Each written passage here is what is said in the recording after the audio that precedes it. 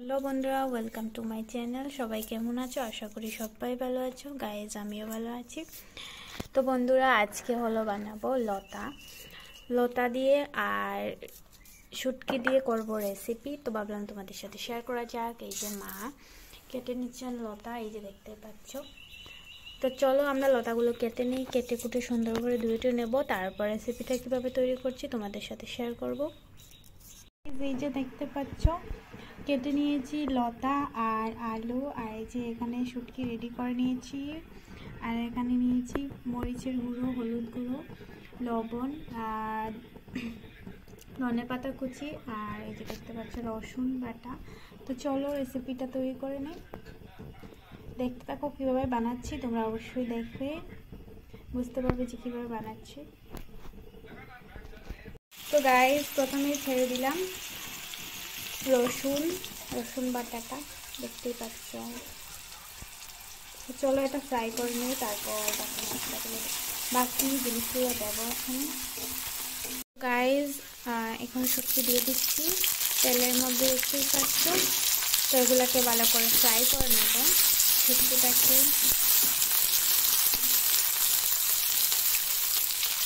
তারপর দেব কেটে রাখা সবজি, মানে লতা আর আলুগুলোকে।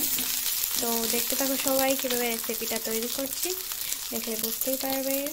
এই যে দেখতে পাচ্ছ শুটকিটা ফ্রাই হয়ে গিয়েছে। এখন লতা,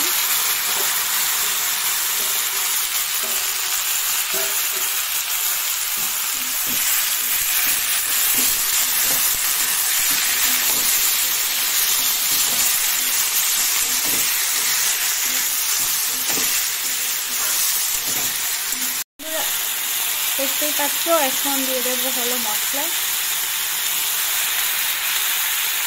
প্রথমে দিয়ে দিলাম হলুদ গুঁড়ো, আর দেখতেই পেলে আমি রেডি করে নিয়েছিলাম 1 চামচ মতো মরিচের গুঁড়ো আর আদা চামচ মতো হলুদ গুঁড়ো। এখন দিয়ে দিচ্ছি স্বাদ অনুযায়ী লবণ।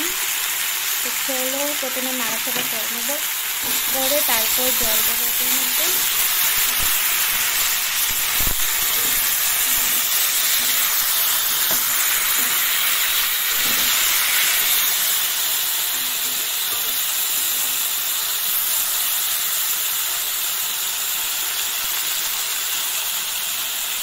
তো দেখতেই পাচ্ছ বন্ধুরা কীভাবে রেসিপিটা তৈরি করছি। তোমরা চাইলে অবশ্যই ট্রাই করতে পারো, অনেক মজাদার একটা রেসিপি।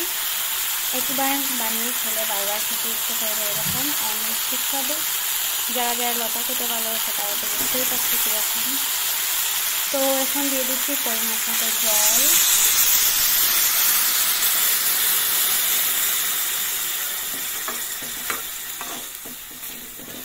তো আর কিছু মশলা এখানে ইউজ করব না আমরা।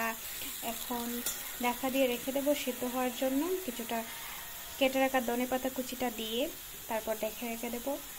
আর শুধু জলটা শুকিয়ে গেলে, কিছুক্ষণ সেদ্ধ হয়ে গেলে রেসিপিটা তৈরি হয়ে যাবে। তোমাদেরকে আমি দেখাবো, অবশ্যই দেখতে থাকো।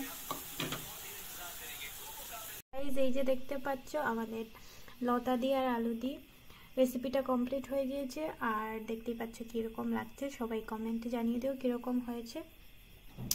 ভালো লাগলে সবাই লাইক করে দিও গাইজ। আর যদি আমার ভিডিও ভালো লাগে তাহলে অবশ্যই সাবস্ক্রাইব করে পাশে থাকবে।